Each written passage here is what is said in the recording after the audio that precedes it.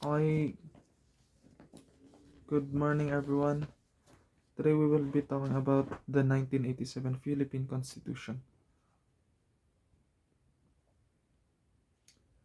Under the domestic law. So, right to due process section 1. No person shall be deprived of life, liberty or property without due process of law.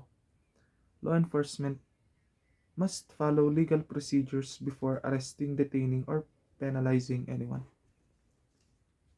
So in this case, pinapakita niya dito na lahat ng tao is dapat dumaan sa tamang proseso at hindi mapabayaan or makaligtaan ng kahit anong steps or tamang procedure kung paano ka arestuin or paano ka husgahan ng isang tao sa korte. So next is number 2, right against unreasonable searches and seizure under section 2.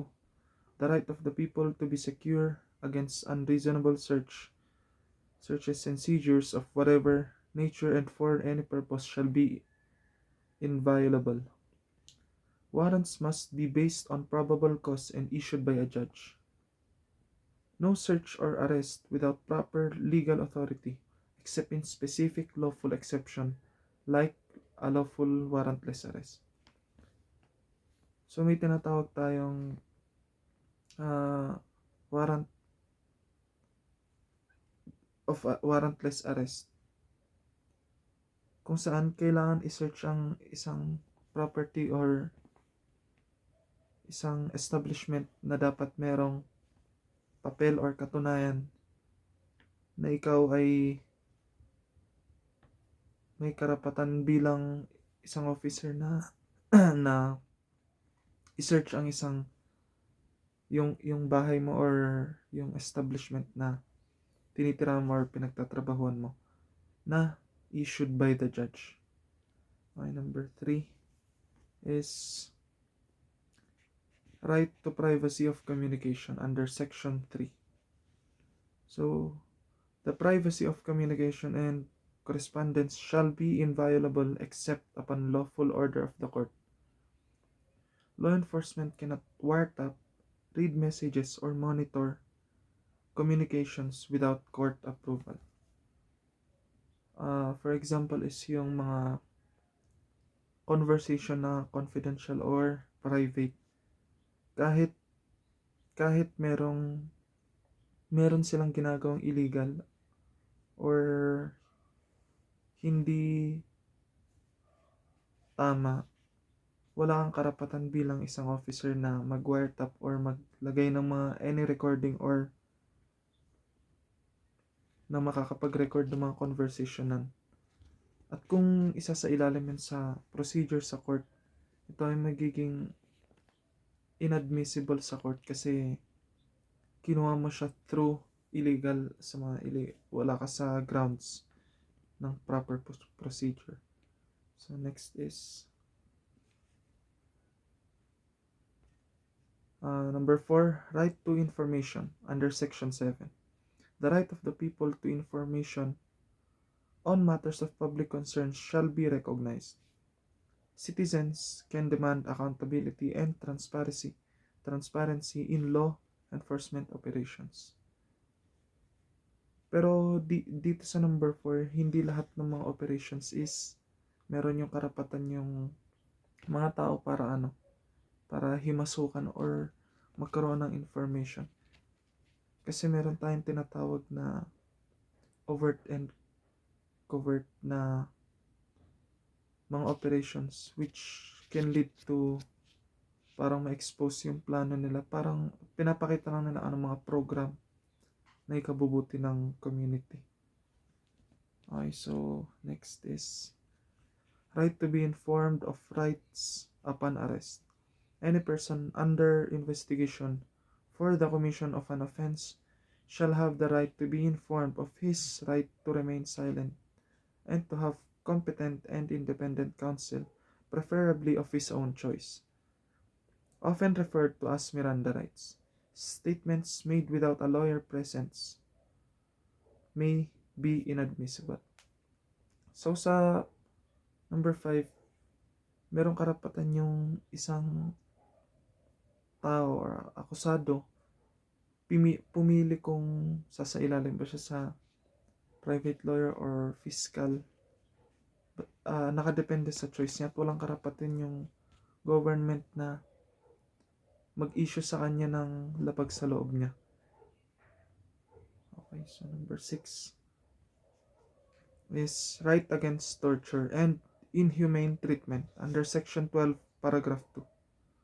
No torture, force, violence, threat, or intimidation, or any other means which vitiate the free will shall be used against him. Protects detainees from physical or psychological abuse. So dito is dapat lahat ng tao, kung akusado ka kahit gumawa ka ng isang krimen, walang karapatan yung isang officer para i-torture ka or kahit sa mga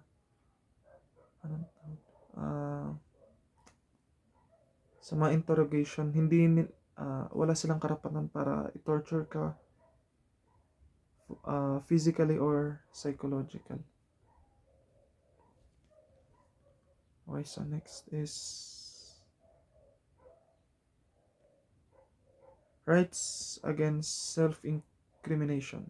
No person shall be compelled to be a witness against himself. You cannot be forced to confess or testify against yourself. So, andun na yung meaning niya, andun na sa may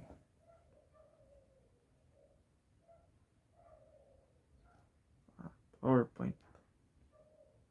So, next is right to bail and to be presumed innocent under Section 14. In all criminal procedures, the accused shall be presumed innocent until the contrary is proved. Individuals have the right to a fair trial and to post bail, except for offenses punishable by reclusion perpetua and when evidence is strong. So dito, walang karapatan yung mga tao na parang tawagin kang criminal unless proven kang or kasi pag pupunta sa court, hindi lahat ng akusado doon is guilty sa crime na pinataw sa kanila. Okay, so next is number 9, right to speedy disposition of cases under Section 16. This right ensures that legal proceedings are resolved promptly, preventing undue delay and potential prejudice to individuals involved. People have the right to prompt resolution of their cases, whether in courts or quasi-judicial bodies. So dito is sa delaying siya, pinapakita nila dito kung na may karapatan yung isang tao pagka parang disposition sa mga proceedings na legal na pinaprevent sila sa undue delay and potential prejudice to individuals involved. Okay, so next is RA 7438, an act defining certain rights of person arrested, detained, or under custodial investigation, as well as the duties of the arresting, detaining, and investigating officers.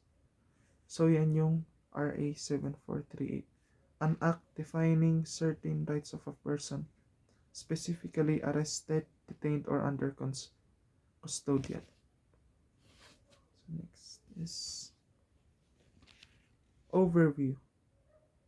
Enacted to protect individuals in custody.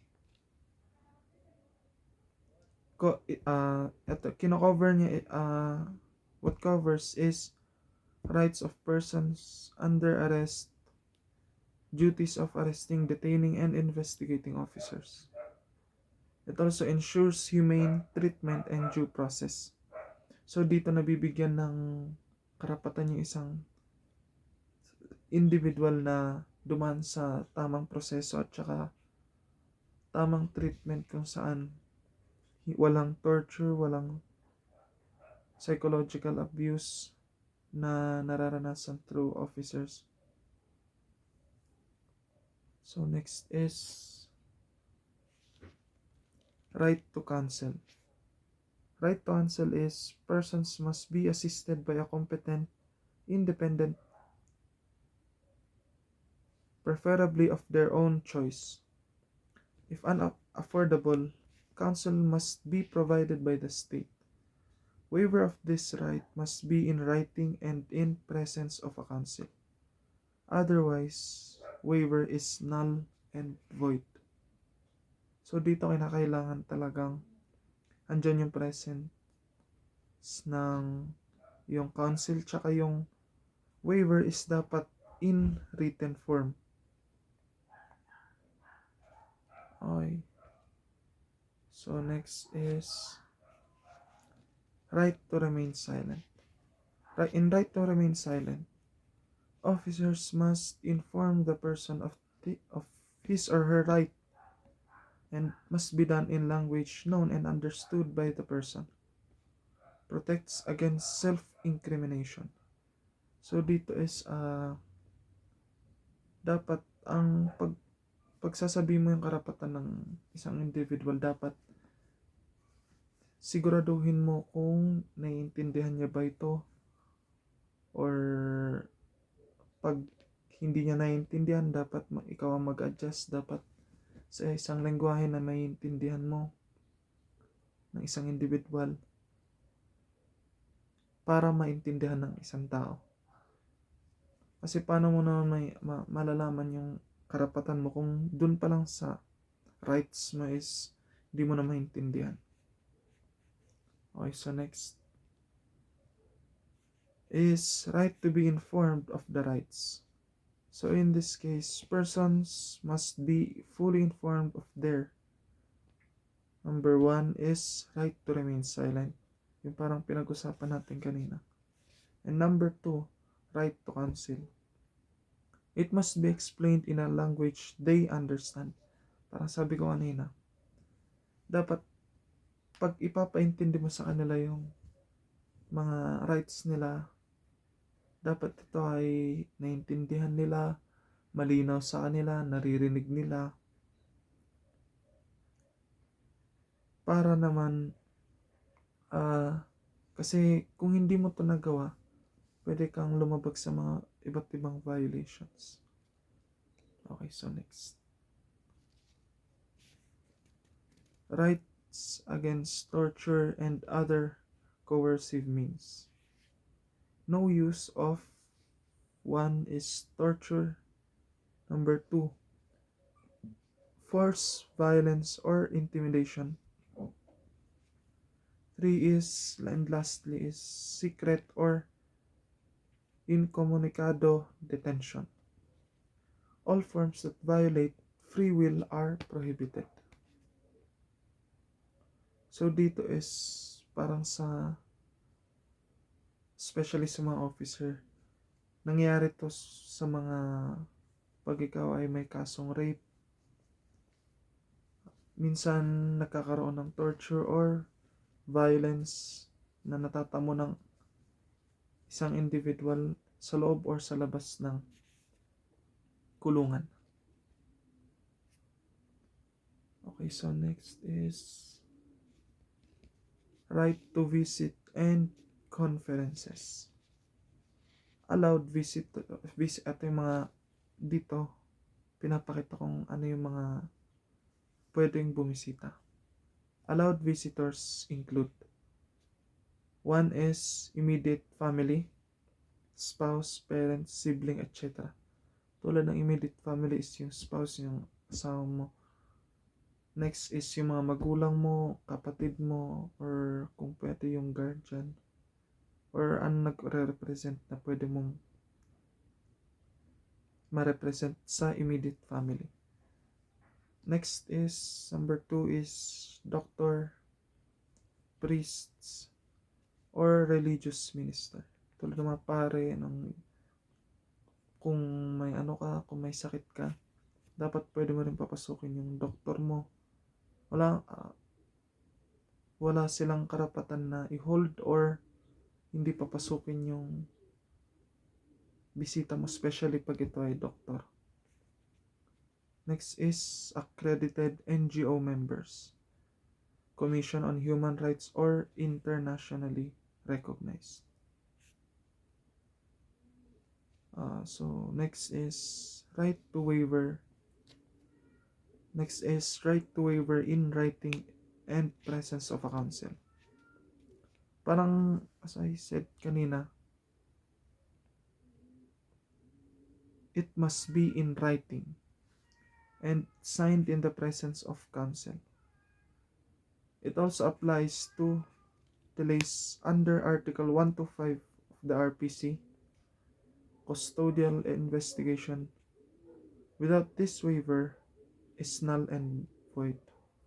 So, kung wala itong mga requirements na mga to, tulad ng hindi to in writing, tsaka hindi siya signed in the presence, dapat meron yung counsel mo doon and mismong siya ang pipirma nun. Pero pag wala ito, without this, waiver is null and void. Okay, so next is the anti-torture law of the Philippines under RA 9745. So, under RA 9745, right to be free from torture and degrading treatment. Under Section 2 and 4, absolute right against torture. Every person has an absolute right to be free from torture, whether physical or mental, psychological. Torture is defined as any intentional act used to extract information, punish, intimidate, or coerce. So next is Section 2 and 5, protection from other cruel, inhumane, or degrading treatment. Dito makikita na it extends protection to acts less severe than torture but still degrading or cruel. So dito pinapakita na yung hindi parang mas less sila. Unlike dun sa unang past slide is may torture siya. Dito is mostly nakafocus sa degrading. It also ensures that law enforcement respects human dignity and avoids any conduct that debases a person. So para mga pamamahiya or not physically kang ina-abuse pero sa kalagayan mo nakakababato bilang isang tao, at pwede mo rin makonsider na papasok ang psychological or mental abuse. Okay, so next is